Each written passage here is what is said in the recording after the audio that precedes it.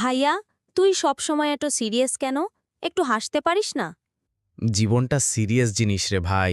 এইচএসসির পর থেকে তো কিছুই মজা মনে হয় না। আরে ভাই, আমি তো বলি যতদিন বাঁচি একটু হেসে খেলে বাঁচি। কালকে আমি ইউটিউব চ্যানেল খুলছি, সালার শো। কি বলিস? সালার শো নামটা শুনেই মাথা ঘুরে গেল। তুই আবার কি শিখালি? হাস্যকর প্রশ্ন করিস ভাই। আমি মোটিভেশনাল স্পিচ দিব, কুকিং করব আর ব্লগও দিব। আর তুই গেস্ট হবি আমার প্রথম পর্বে।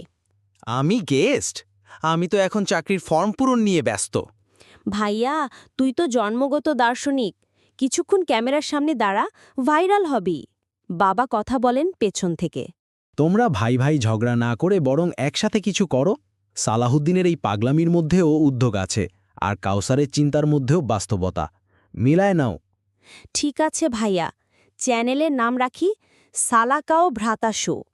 দুইজনের কন্টেন্ট, দুইজনের মাথা ব্যথা।